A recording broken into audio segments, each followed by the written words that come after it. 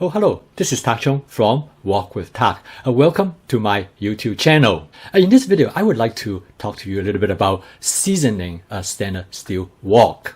First of all, let me tell you this story. About several months ago, one of my friends called me. She was in distress because she just recently bought a brand new stainless steel wok.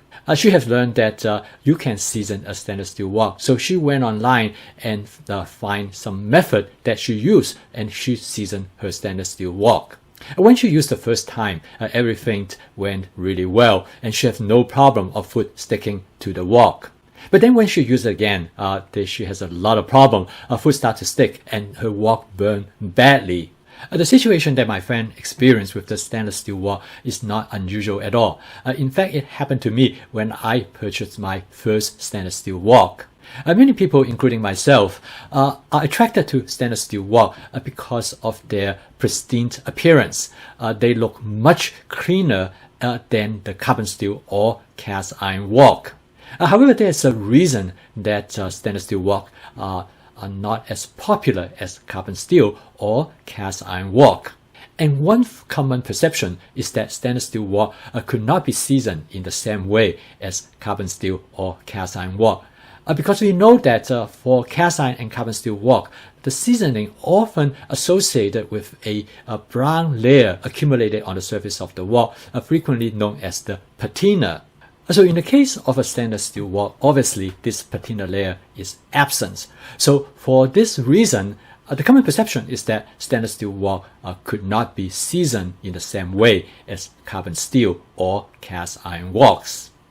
I remember about 15 years ago, I purchased a stainless steel wok with the assumption that I could season it. I remember that after I followed the procedure how to season the wok, the first time it worked really well. But when I used it again, disaster struck. In fact, same thing happened to me as it happened to my friend. Things burned terribly on the surface of the wok, and it was incredibly difficult to clean. So I was so disappointed. In fact, I put the wok away. And it was not until about 10 years later I dig it out from the basement and start to use it again. The reason that I was able to use it again is because I have now developed my spot seasoning method.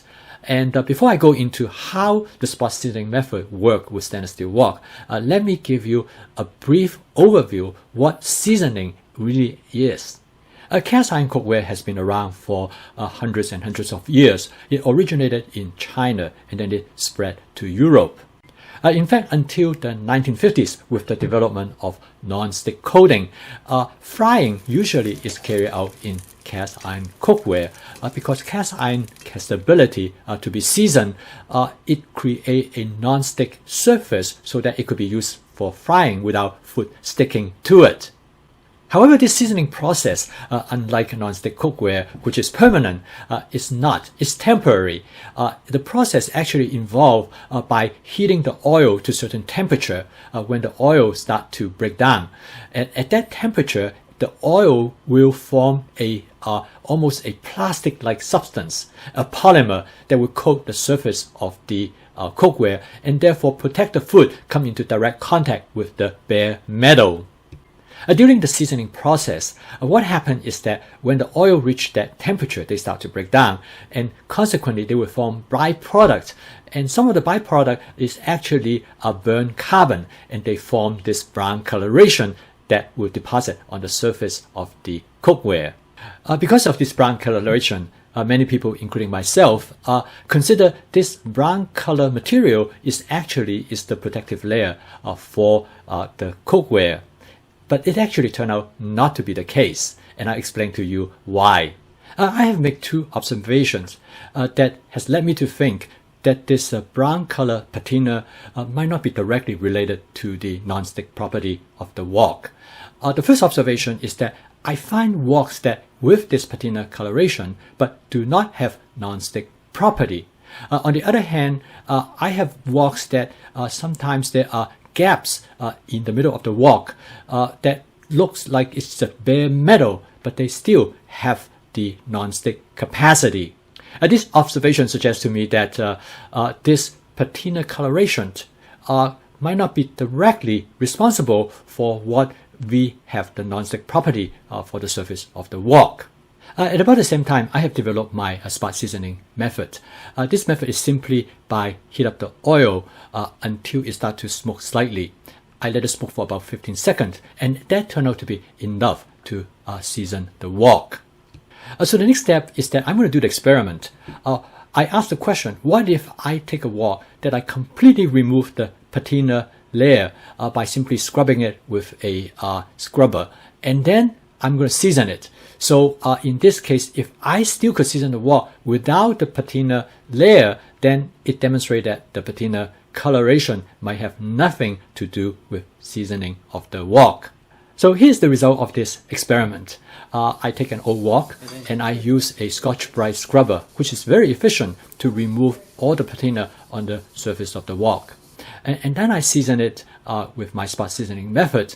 And this method only caused very minor colorations.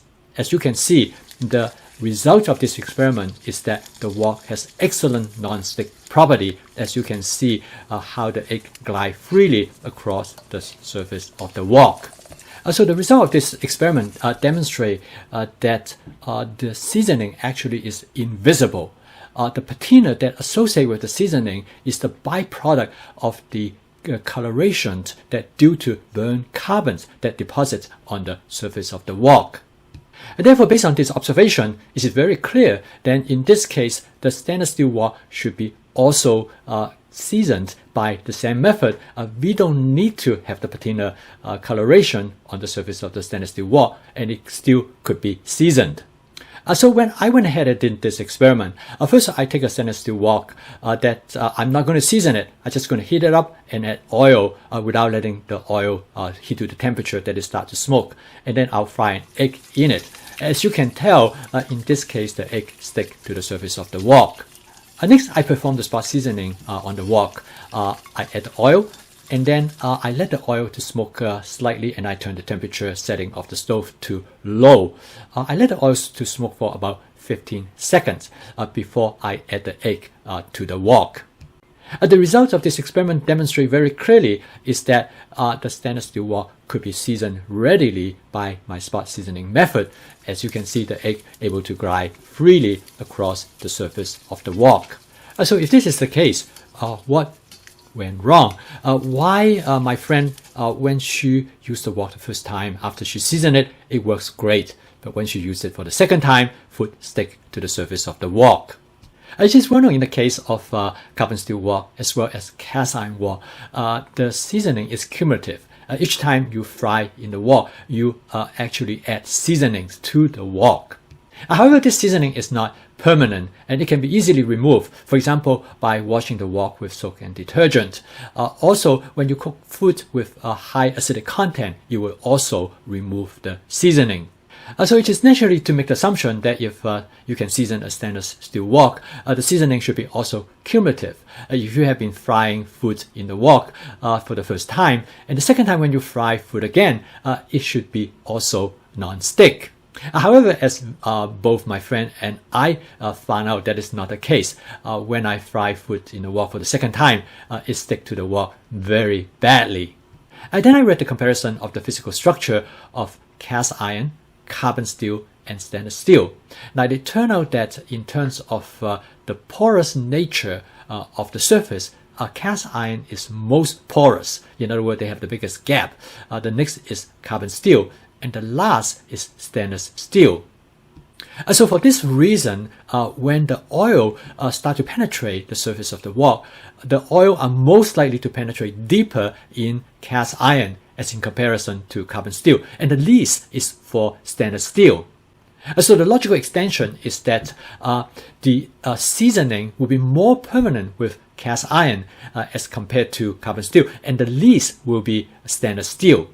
And therefore, my working hypothesis is that if you wash the wok with water, it is probably least likely to wash away the seasoning from the cast iron, and most likely to remove the seasoning from stainless steel.